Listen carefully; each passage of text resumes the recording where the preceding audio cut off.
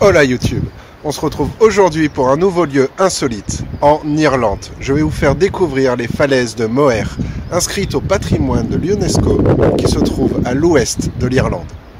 C'est parti.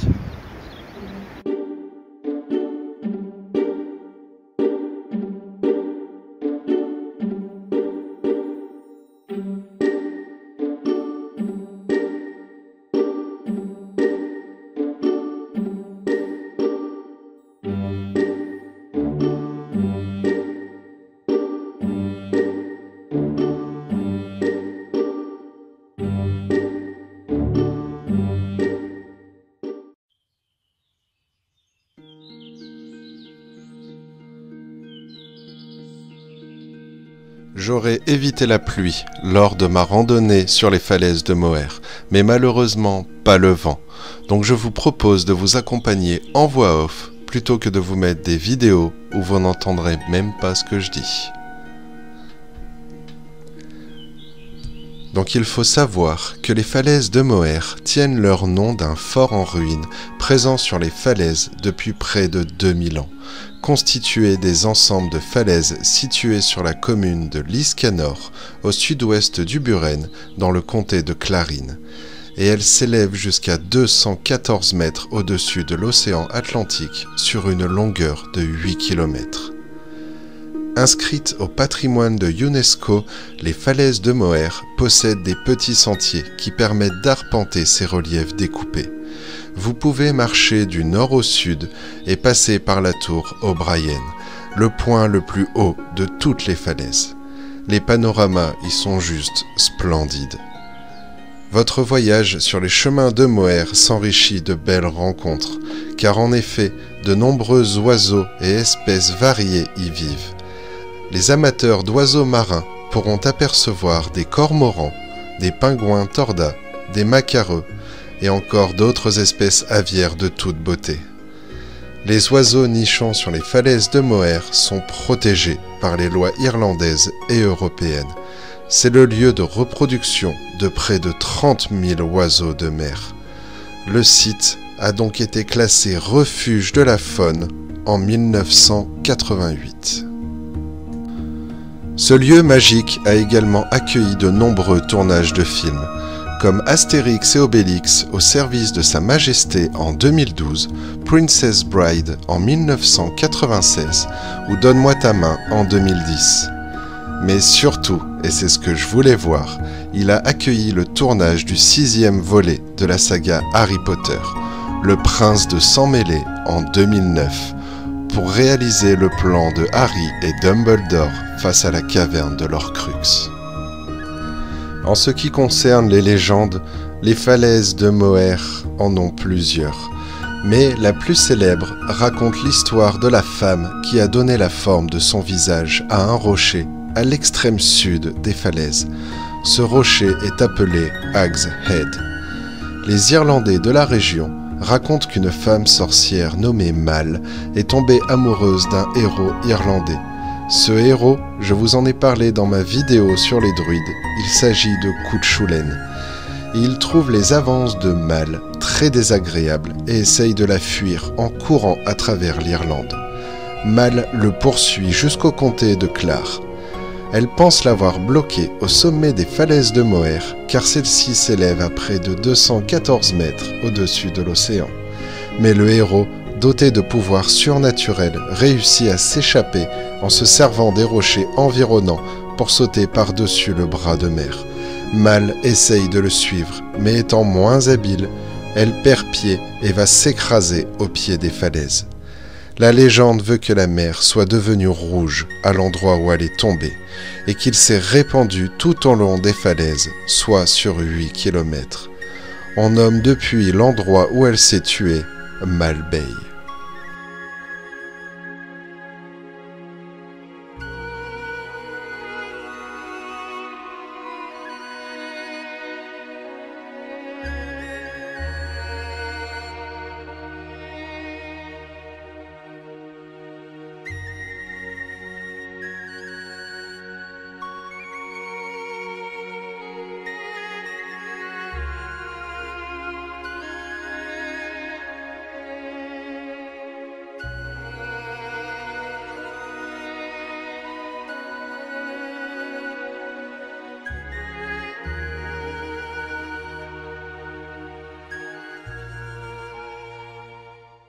Donc juste après les falaises de Moher, je me suis enfoncé un peu plus dans le Buren pour venir découvrir le dolmen de Poulnaborn, dont je vais vous expliquer son histoire maintenant.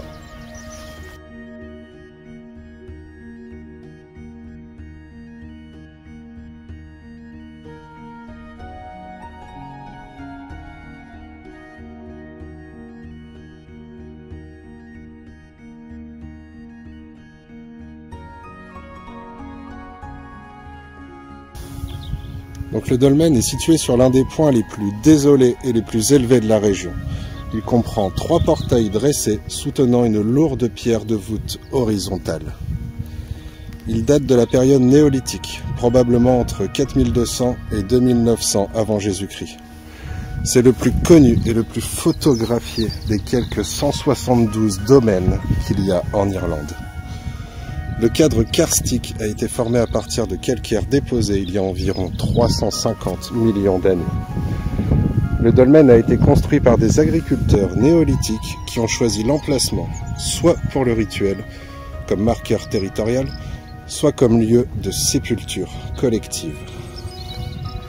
Il ne reste aujourd'hui que le squelette de pierre du monument d'origine, jadis recouvert de terre, sa dalle coiffée d'un cairn.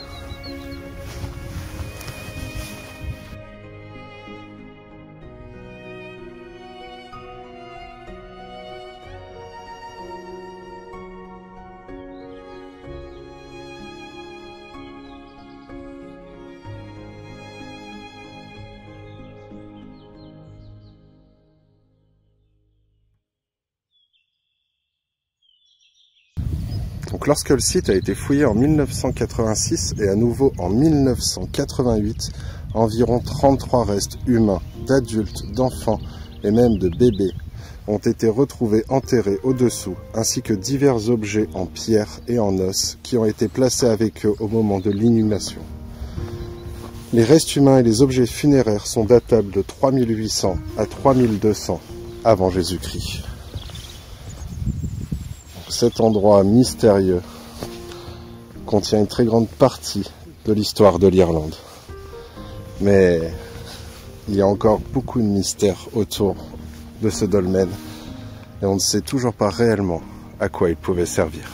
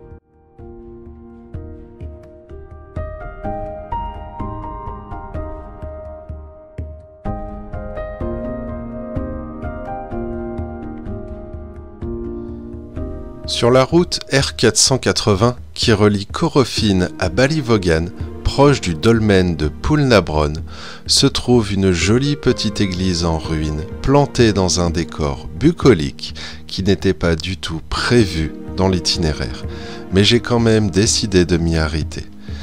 Il s'agit de la Carran Church, entourée de quelques dalles funéraires au milieu d'une prairie. Il s'agit d'une église médiévale avec un portail du XVe siècle de style gothique.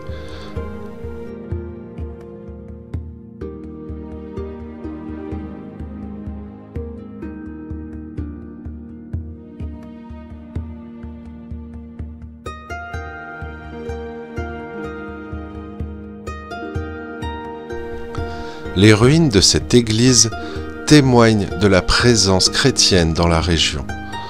Entouré d'un cimetière, seul son porche et sa construction même distillent quelque intérêt qui montre bien que cette église fut bâtie comme on élevait un muret, pierre après pierre et pierre sur pierre. Sa situation isolée rend sa visite superbe, puisque l'on est au sommet d'un site redevenu un peu plus verdoyant que le site lunaire qui entoure le dolmen.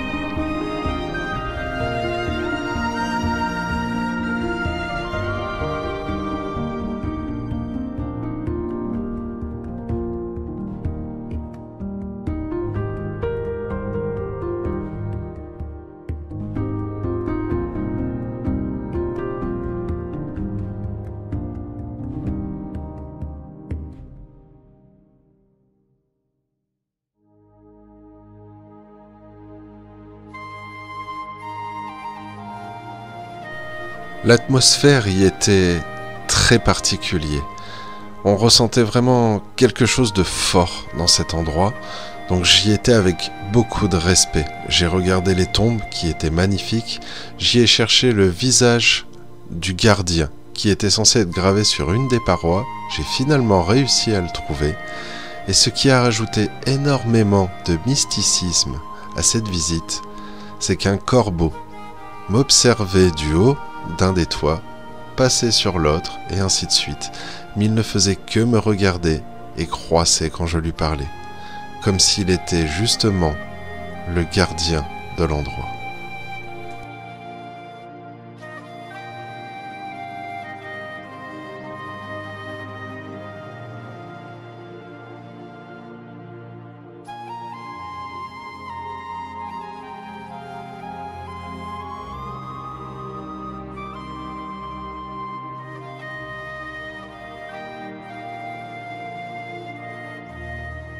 Après la découverte agréable de cette petite église perdue au milieu de tout, je me suis dirigé vers le fort de Caer Common, qui remonte à l'âge de fer vers 500 avant Jésus-Christ.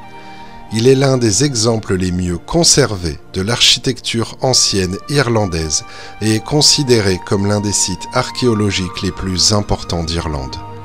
Le fort aurait été construit par une communauté d'éleveurs locaux et servait alors à protéger les personnes et les biens du clan contre les attaques ennemies. Il était également un symbole de pouvoir et de richesse pour le chef à la tête de cette communauté.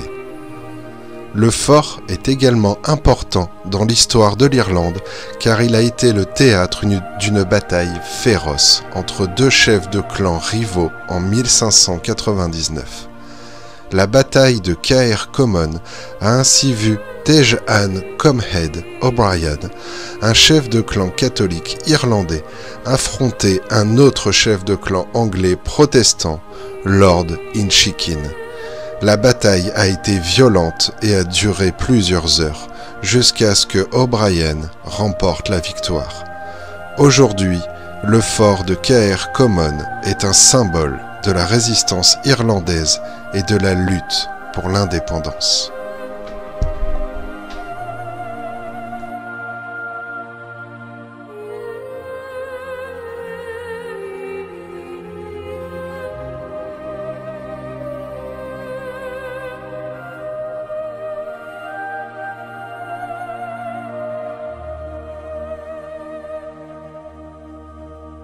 En vrai, tous ces amas de pierres, sans ciment, sans chaume, sans rien du tout, juste entassés comme ça sur plusieurs mètres, c'est juste hallucinant, je trouve.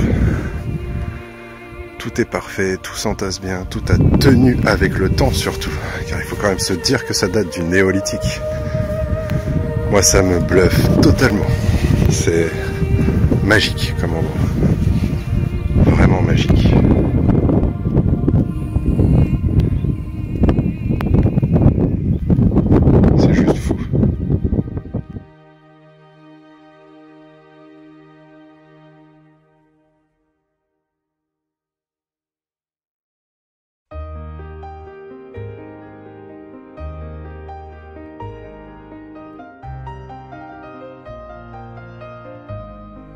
Le fort de Caer Common est également entouré de nombreuses légendes et mythes qui fascinent encore de nos jours la population locale. Une légende raconte qu'une pierre en particulier du fort posséderait des dons magiques. Quiconque toucherait celle-ci de la main gauche serait guéri instantanément de ses maladies et de ses douleurs. Baptisée Pierre de Guérison, elle attire chaque année des voyageurs curieux, venus vérifier si l'histoire est vraie. Une autre légende qui, elle, entrait les lieux, est celle de la main coupée. L'histoire raconte qu'un chef de clan, ayant régné sur les lieux en des temps anciens, aurait volontairement tranché la main de l'un de ses 2 fils et l'aurait jeté dans la cour du fort. Un geste inouï qui aurait facilité sa décision de qui prendrait sa relève parmi ses 2 garçons.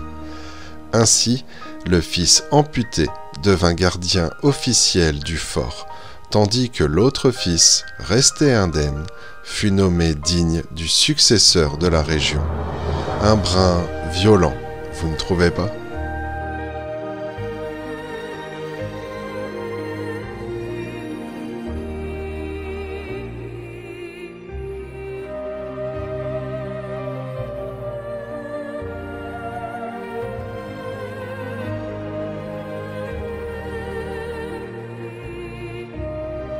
Allez, en attendant de se revoir pour une prochaine aventure en Irlande, moi je vous dis hasta luego.